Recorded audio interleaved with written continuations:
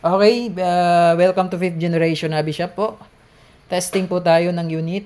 Ito po ay order ni Sir Lawrence Tamayo of Misamis Oriental. Sir, shoutout po sa inyo dyan. Ito na po ang inyong unit, the Umarex Glock 17 Gen 3 Airgun Pistol CO2 powered. So, this is the box. Yan. Airgun, caliber 4.5mm, 12G CO2 powered, 3 joules, steel BBs. Mamaya, chronograph test natin kung ilang joules, ilang EPS. So, naka-indicate dyan 3 joules. So, mamaya test natin yung actual chronograph. Yan, Umarex. Fully licensed po siya ng Umarex Glock 17. And the serial number. Ayan. So, this is made in Germany. Okay. So, buksan na natin. Ayan, this is the unit. Ayan. Ano po ito? 18 rounder. Ayan, 18 rounder capacity yung magazine. So, this is 18 plus 1. Isa sa chamber. Ayan. So, meron po siyang safety, no? Dito sa ilalim ng frame. Ayan. Yan yung safety. Pag white, hindi mo siya makakalabit. And then, pag red,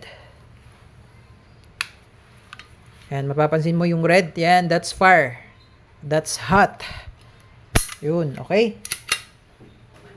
Yan. Okay, by the way, sir, sa trigger pala, no? Pag puputok kayo, kailangan full squeeze ng trigger. Wag nyo pong i-half squeeze kasi ano po to repeater mechanism. So, pag hinap squeeze nyo, magi-engage yung repeater nya, mahuhulog yung bibis. No? Kailangan, pag pumutok kayo, kailangan naka full squeeze trigger. Yan, pag ganun. Okay, wag nyo pong i-half squeeze. Okay, this is the magazine. Lagyan lang natin ng oil. So, by the way, mayroon siyang kasamang silicone oil para sa valve, o-rings. So, importante po yung silicone oil na ito para kailangan lubricated yung mga o-rings. So, lalagyan nyo po ito. Itong part na to, papatakan nyo po. Konti lang. Para hindi naman siya oily. And then, this part. Okay? Yung part na yan, yung may rubber and yung may screw. Konti lang din. Okay, then after that, ilalagay natin yung CO2. So, meron po kayong order na 15 pieces. 15 pieces na ESG 12G. So, this is 12 grams ESG brand. So, bali, ang matatanggap nyo po ay bali 20 pieces na po na CO2. And then, meron siyang free na Silverhead 500 shots steel BBs. And yung additional nyo na order, this is Daisy brand. Yan, 2,400 shots. Yan, this is 2,400 shots premium grade 177 cal steel BBs. Ayan. So, ayan po yung marireceive nyo, sir. And yung silicone oil na pinakita ko sa inyo kanina. Then, mayroon pala itong kasamang, taka lang, yung Allen wrench and the manual. Okay, this is the Allen wrench. Ito naman yung sa handling. Yan. Umarex Engineering German Engineering and the instruction manual. Ayan. Okay. Ito yung Allen wrench, pampihit.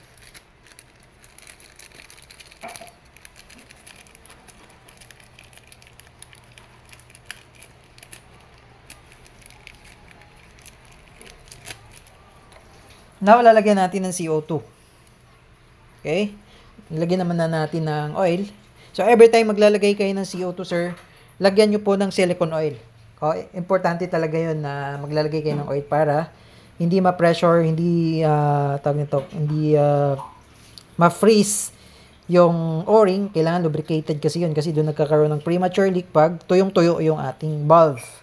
Okay? So, ayan. So, pag nilagay mo na siya at hinigpitan nyo na, kailangan ubusin nyo muna o ubusin nyo po bago nyo siya tanggalin. Kasi pag tinanggal nyo at may butas na yan, pag bago, wala yung butas. Ngayon, pag nilagay nyo dyan, mabubutas na po yan. Pag tinanggal nyo, sisingaw na siya. And then, yan. Higpitan natin. Okay, so ganito po. Kailangan mabilis. And then, pigilan nyo lang yung CO2 na hindi umikot. Kasi pag umiikot, hindi maghihigpit eh. Pigilan nyo po na hindi umikot, hindi kailangan mabilis. Yan. Yan, saktong higpit lang din po, huwag nyo pong hihigpitan ng todo kasi pwedeng mag-expand yung stopper dito sa ilalim. Okay, baka mag-expand, pwede rin magkaroon ng leak. Okay? So, ayan, wala pong singaw. Then, lock lang natin yung mag-base. Okay? So, ngayon, titingnan natin kung ilang EPS po ito, no? Gagamit tayo ng steel BBs. Pahingin steel BBs. Yan, white. Okay, testing natin. So, this is the steel BBs 4.5mm. Yan, steel BBs. Dumidikit sa magnet.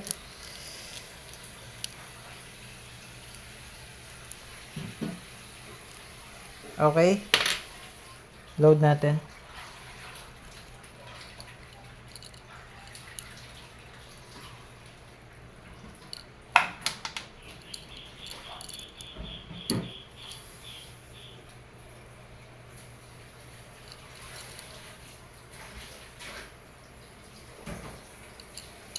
Okay, 5 lang muna, load natin para sa chronograph. Okay, so testing. But before tayo mag-test, ayan, pakita ko lang sa inyo, sir, ha. Ayan, this is the Glock 17 Gen 3 and markings sa grip. Polido talaga yung markings niyan dahil fully licensed by Glock yan. Ayan, meron kasing ganitong klase, yung ENC. Medyo hindi maganda yung pagka-engrave. Ayan, and then, ayan. Ayan, Glock 17. Ayan, ayan. Glock 17, yan yung markings. Serrated na slide. Sa front, walang serration. Sa rear lang. Then, yung sight. Ayan, yung design. Ayan. Okay. So, yan. Chronograph testing tayo.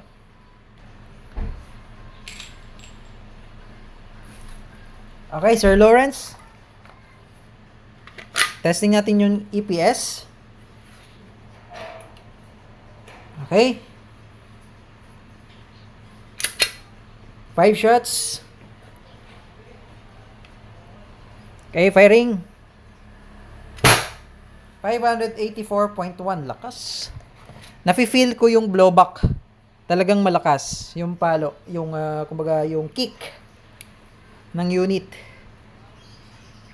584.1. That's 5.23 joules beyond expectation, no? So, nakalagay kasi doon 3 joules lang.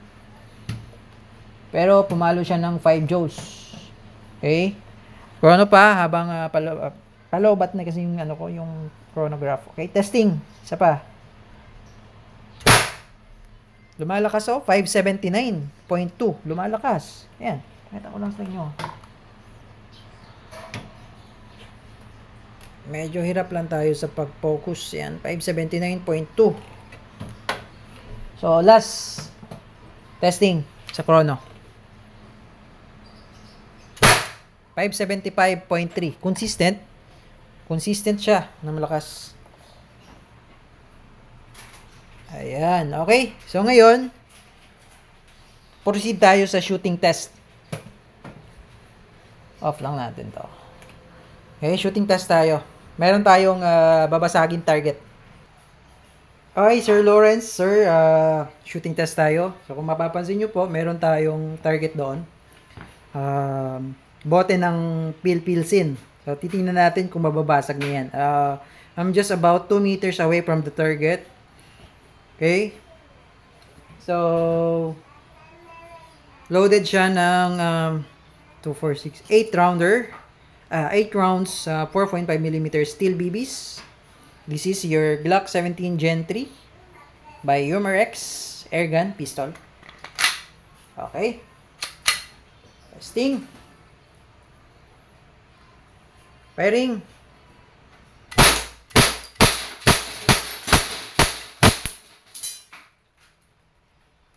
Wala na. Open chamber, release the magazine. And then, hatakin nyo lang to, sir. Yan. So, titingnan natin yung damage. 8 shots po yun.